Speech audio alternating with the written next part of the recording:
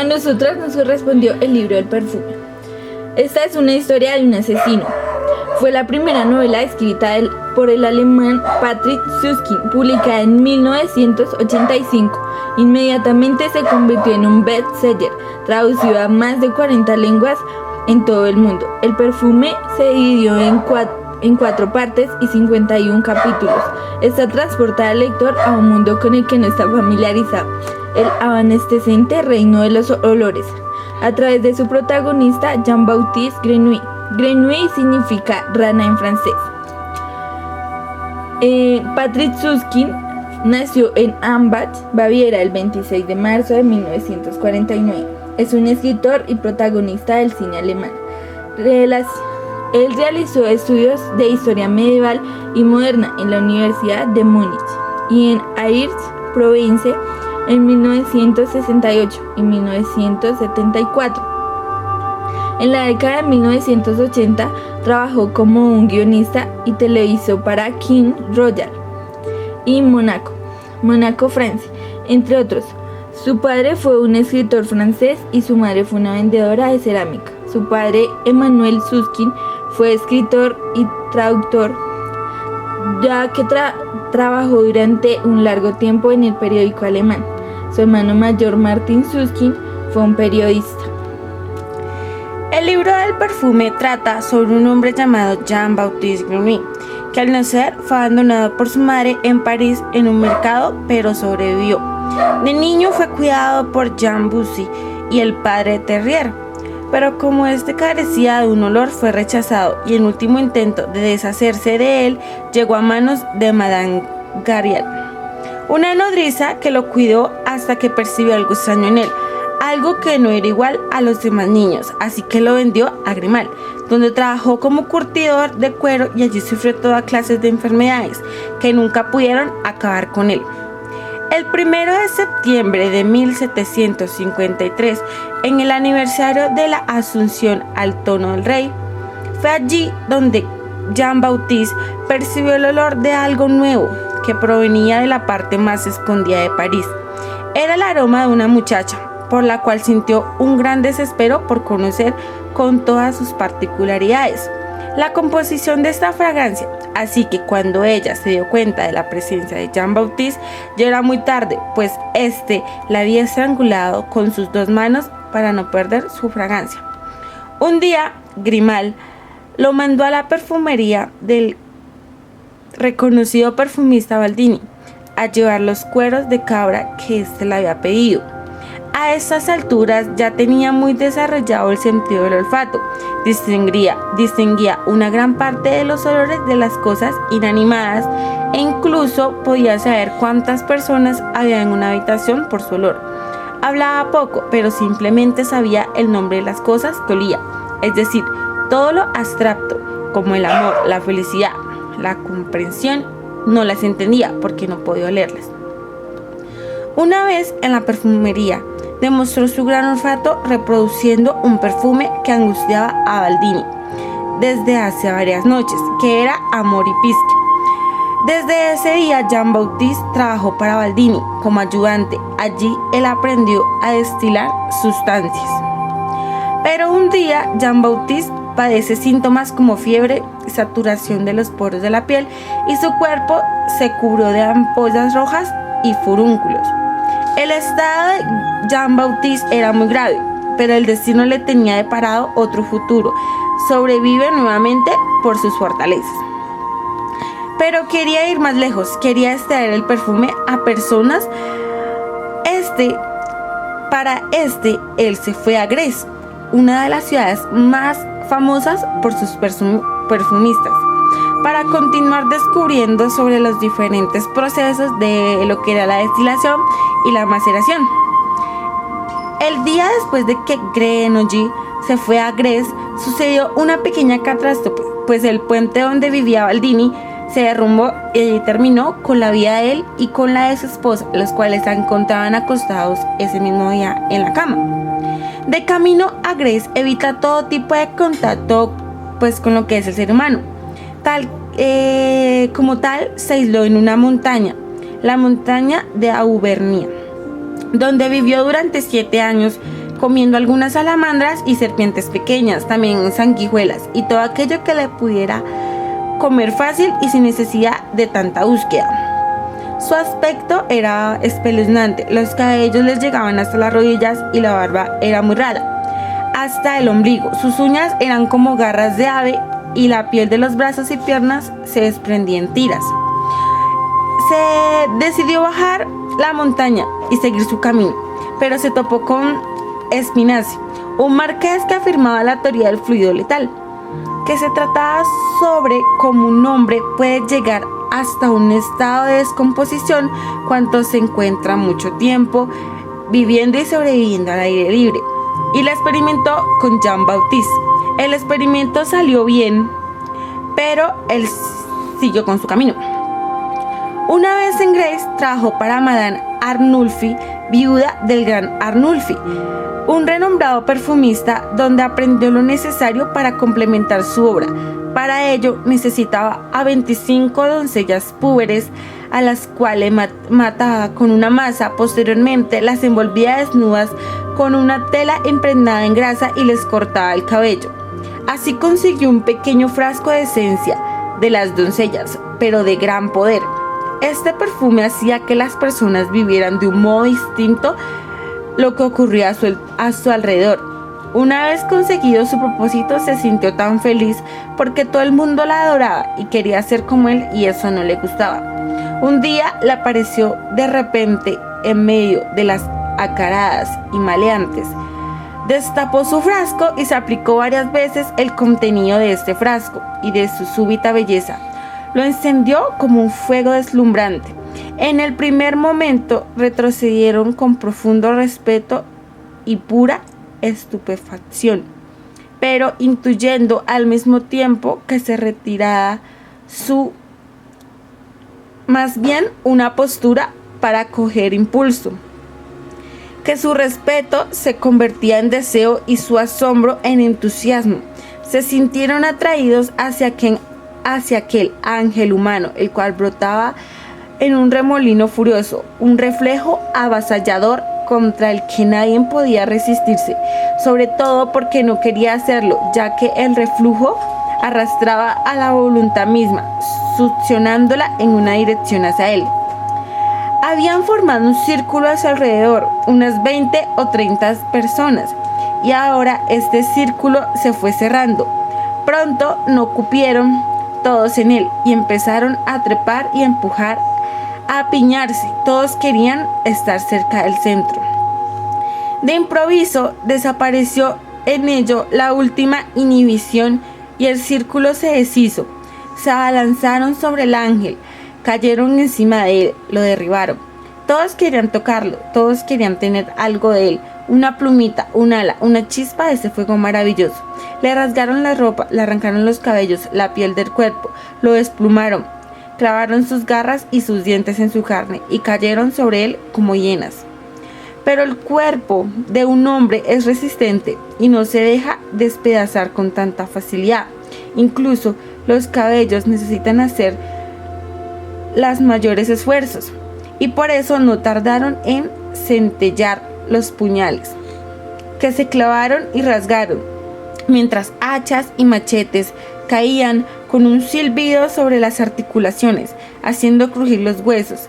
En un tiempo muy breve, el ángel quedó partido en 30 pedazos, y cada miembro cogió uno, se apartó e incluso por una avidez voluptuosa lo devoró. Media hora más tarde, hasta la última fibra de Jean-Baptiste Guerin había desaparecido de la faz de la tierra. Cuando los caníbales se encontraron de nuevo junto al fuego después de esta comida, ninguno pronunció una palabra. Cuando por fin se atrevieron, con disimulo al principio y después con total franqueza, tuvieron que sonreír. Estaban extraordinariamente orgullosos porque por primera vez habían hecho algo con amor. Y los personajes del libro. Jean-Baptiste Guerin.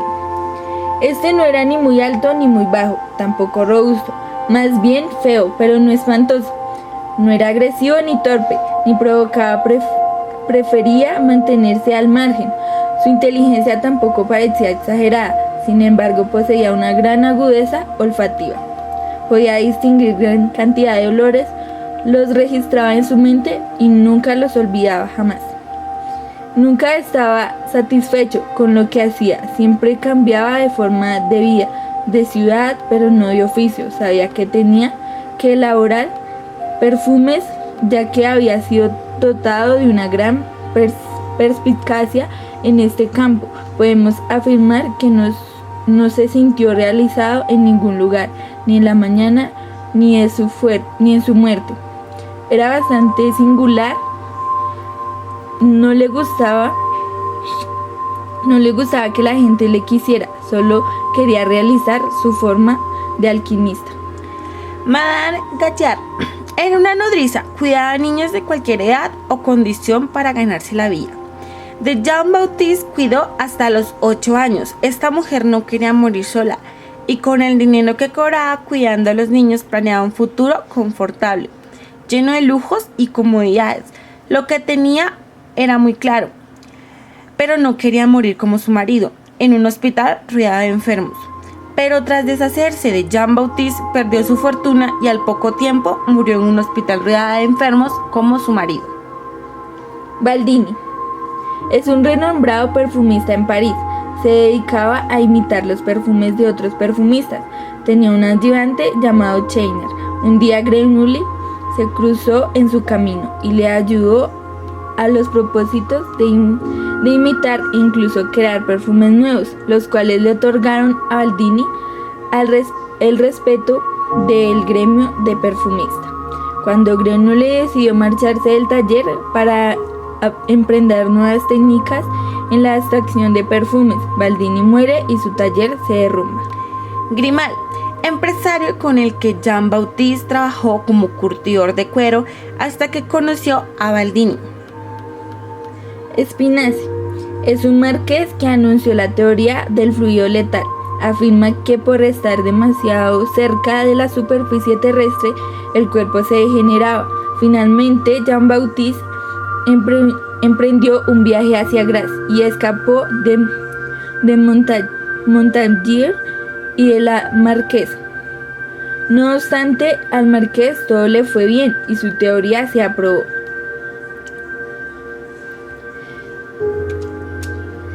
Tiempo y espacio teórico. En la segunda mitad del siglo XVIII se origina en Alemania con la novela de la historia de Agathon. La novela o educación posteriormente marcó las normas de este tipo de novela y la elevó a un rango de género novelístico con los años de aprendizaje de Wilhelm Meister en Alemania de 1995. El género de Bildungsroman ha sido utilizado por muchos escritores en la literatura alemana sobre este patrón clásico. Por ejemplo, está construida también la novela de Thomas Mann, La montaña mágica, en Alemania de 1924. Patrick Süskind remota este género en los años 80 de nuestro siglo, con el perfume y el de sentido posmoderno. Un giro paradójico a una forma hasta entonces ortodoxa. Jean-Baptiste, el protagonista de la novela, es un outsider radical dotado de un extraordinario sentido del olfato, que paradójicamente carece de olor. Para poder integrar en este persona fantástico, nació en 1938 en un contexto social. El autor Süskind debe tomar bajo su lupa los acontecimientos históricos, sociales y culturales del siglo XVIII en Francia. Las circunstancias del nacimiento de Jean-Baptiste nos introducen al panorama de las clases sociales más bajas. La madre estaba a punto de tener el quinto parto. Todos los había tenido en el puesto de pescado, y las 5 criaturas habían nacido muertas o medio muertas. Jean-Baptiste nace entre estos desechos malolientes del puesto de pescado. Sobrevive por un verdadero acto generoso del destino, y con su primer grito se decide por la vida, y al mismo tiempo sentencia a la muerte a su madre.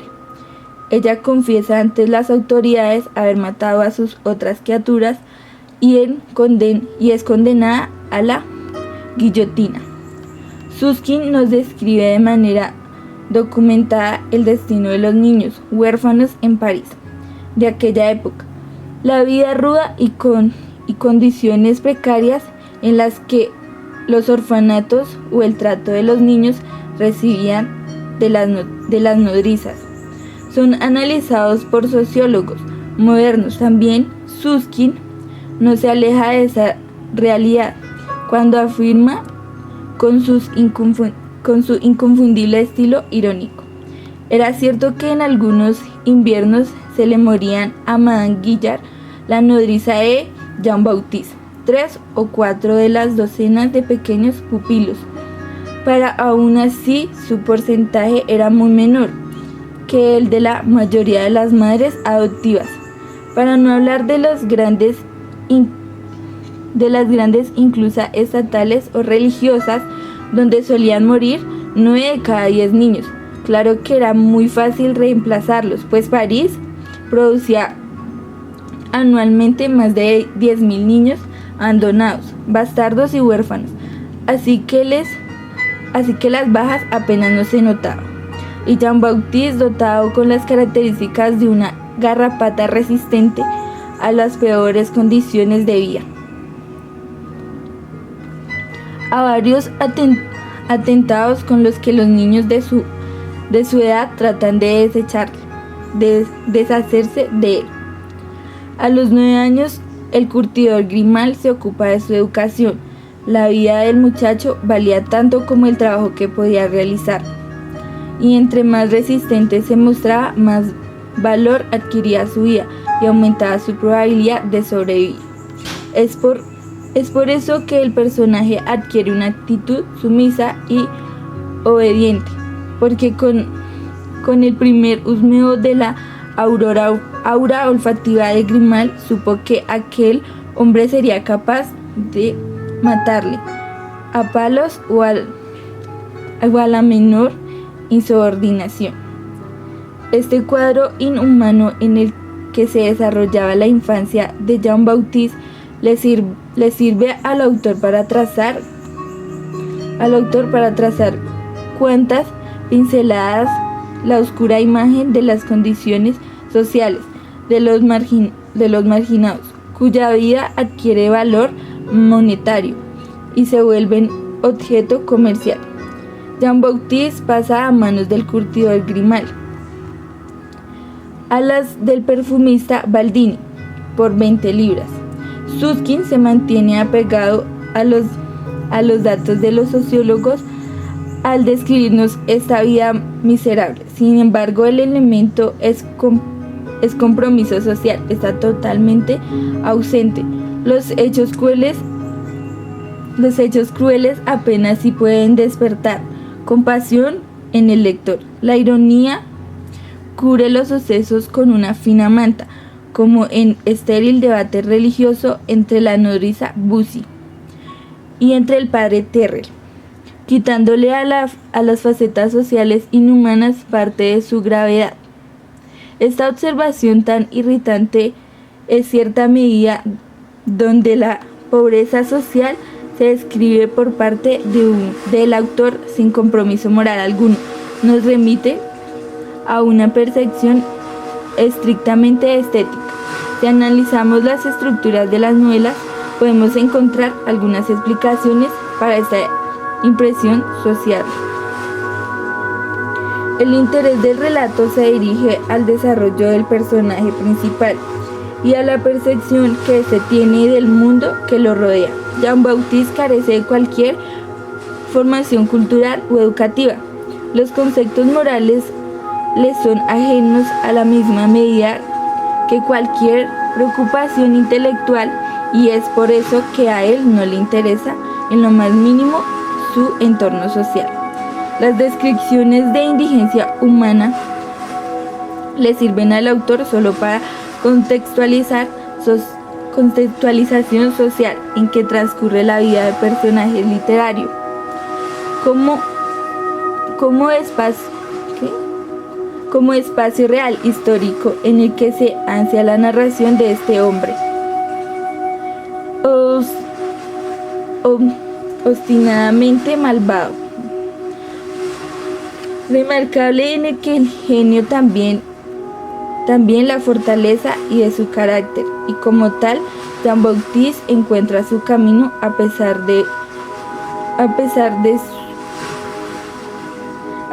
y en contra de las adversidades. Tomando en cuenta las consideraciones que hicimos sobre la importancia del aspecto social en la novela,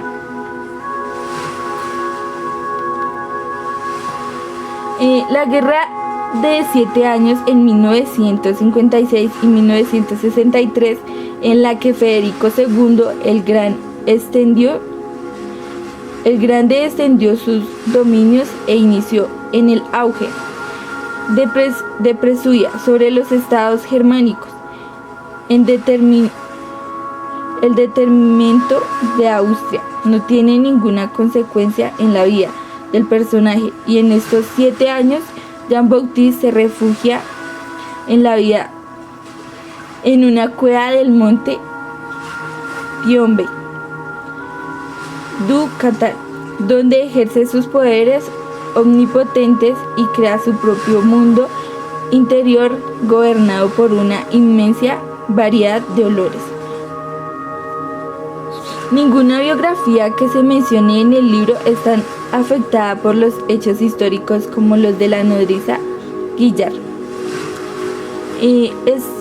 Esto, sin embargo, ocurre después de haber vendido a Grenouille en 1743 el curtidor Grimal, y después de haber abandonado los hechos narrados. En pocas palabras, el autor no describe el destino de esta mujer, con el alma petrificada y muerta interiormente desde niña.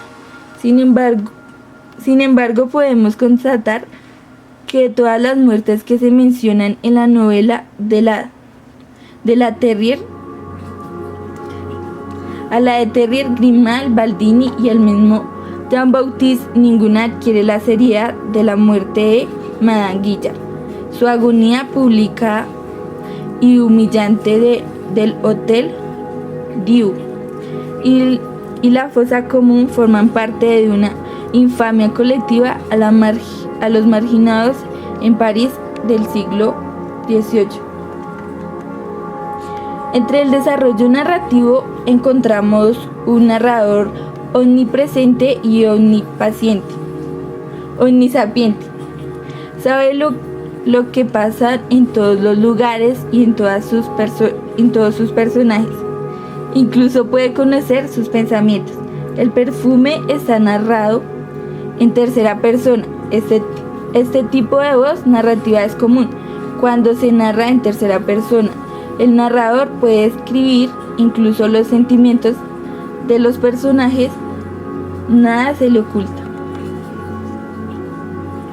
El siglo XVIII después de Cristo comenzó el 1 de enero del año de 1701 y terminó el 31 de diciembre del 1800. En la historia occidental, el siglo XVIII también es llamado siglo de las luces, debido al nacimiento del movimiento intelectual conocido como la Ilustración. En ese marco, el siglo XVIII es fundamental para comprender el mundo moderno, pues muchos de los acontecimientos políticos, sociales, económicos, culturales e intelectuales de esos años han existido su influencia hasta la actualidad. De hecho, para la historia occidental es el último de los siglos de la Edad Moderna y el primero de la Edad Contemporánea. Baldini presenta el lado científico y el racional de la Ilustración. Por ejemplo, en un fragmento del libro, cuando terminó poniéndole que no podía presentarse, no podía hacer sus perfumes sin que él estuviera presente. Él iba acompañado con papel y pluma, Después anotaba esto en 2 cuadernos que tenía, uno de los cuales guardaba en una caja fuerte que era incombustible y el otro lo llevaba por encima, incluso cuando iba a dormir. Greenough presenta el lado opuesto de los ideales de la Ilustración. Por ejemplo, cuando Jean-Baptiste eligió como al azar entre los frascos de esencia, les quitó el tapón de vidrio y se los puso un segundo bajo la nariz, echó el embudo, unas gotas y luego otro y un chorrito de un tercero, y no tocó ni una sola vez la pipeta, ni los tubos de ensayo y ninguno de los utensilios indispensables que tenía el perfumista durante el delicado proceso.